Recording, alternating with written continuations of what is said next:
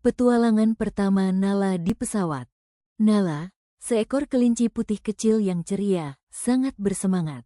Hari ini ia akan naik pesawat untuk pertama kalinya.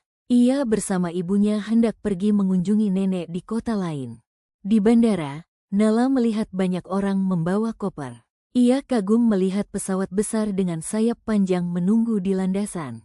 Setelah masuk pesawat, Nala duduk di dekat jendela. Ia tersenyum senang karena bisa melihat awan dari atas. Pesawat mulai bergerak dan lepas landas.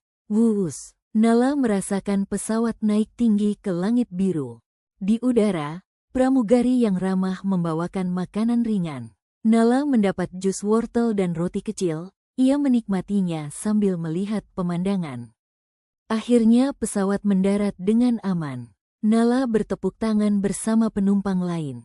Ia merasa senang dan tidak sabar menceritakan pengalamannya pada nenek.